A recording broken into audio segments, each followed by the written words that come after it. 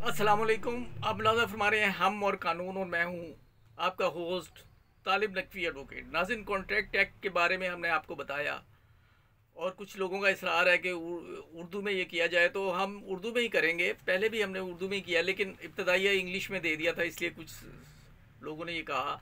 तो अब हमने ये फ़ैसला किया कि हम आपको मतलब स्टूडेंट्स जो इंग्लिश मीडियम है, ज़ाहिर है, उन्हें हम साथ साथ बताते रहेंगे इंग्लिश कॉन्सेप्ट्स भी। तो हैविंग सेड दिस, हम शुरू करते हैं। सबसे पहले हम ये बताएं कि हमने लास्ट टाइम ये बताया था कि वॉइडेबल क्या होते हैं कॉन्ट्रैक्ट्स।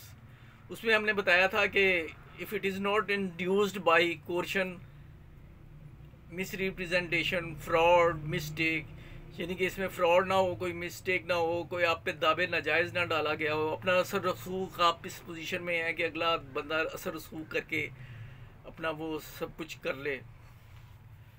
तो ये जो थे मोटी मोटी शराइत थी। और इसके अलावा जो हमने आपको ये बताया था कि कौन नहीं कर सकते मुआहदा, वो माइनर नहीं करता ऑफ कोर्स। और उसके अलावा माइनर के अलावा एक तो माइनर जो है वो जब तक सने बलूगत को नहीं पहुंच जाता वो मुआहदा नहीं कर सकता। और इसके अलावा कुछ शराइत और हैं जो हम आपके सामने वन बाई वन करके बयान कर देते हैं। इसके अलावा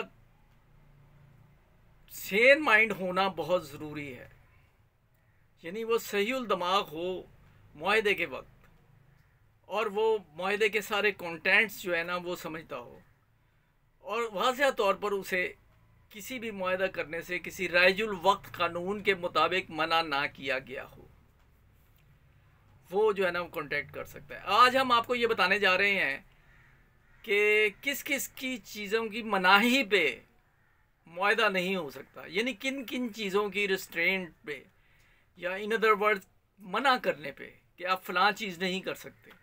वो कौन कौन सी चीज़ें हैं जिन पे ये नहीं हो सकता। उसमें मैं आपको बता देता हूँ। Agreement in restraint of marriage, यानी शादी की ममानत के बारे में किया गया मुआहदा।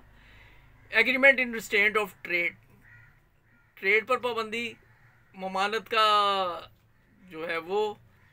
और agreement in restraint of legal proceeding, यानी कानूनी जो है वो आप चाराजोई नहीं कर सकते।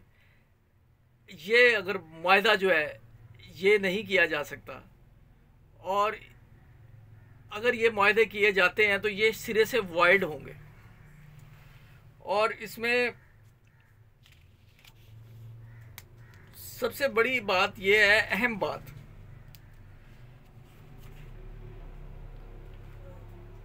एक सेकेंड, अनसर्टनिटी। अनसर्टनिटी गैर यकीनी की कैफियत हो, वो भी नहीं हो सकता। लेकिन इसमें सबसे ज़्यादा इम्पोर्टेंस की बात यह है कि आप जब मुआहदा करते हैं, अब आज आपको मैं ब्रीफली मुकम्मल यहाँ कर देता हूँ। अगर कोई सवाल हुआ तो आपके पास फ़ोन नंबर भी है और दूसरे ज़राए भी हैं, आप मुझसे ये पूछ सकते हैं। एग्रीमेंट के लिए लॉफुल ऑब्जेक्ट होना ज़रूरी है। अगर लॉफुल ऑब्जेक्ट नहीं, अनलॉफुल ऑब्जेक्ट हैं, तो ये मुआहदा बातिल है, वॉइड है।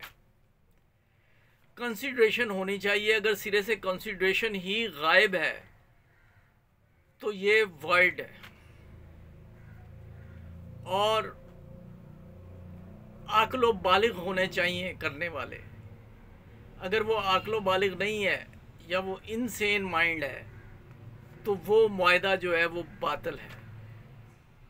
यानी मुआहदे के वक्त उसका सहीउल दिमाग होना, सने बलूगत पर होना, और इस हद तक कि वो सब कुछ गुड स्टेट ऑफ हेल्थ में होना कि वो सब कंटेंट्स जो है ना वो समझ सके। यदि आम आदमी से ये मैं कह रहा हूँ कि आपको जो है ना, एक तो ये ख्याल रखना है कि जिससे आप कर रहे हैं मुआहदा, दयानतदारी का तकाजा है कि आपको पता हो कि इस वक्त सहीउल दिमाग है, जो मैं कहा है वो अच्छी तरह से ये समझ आ रही है।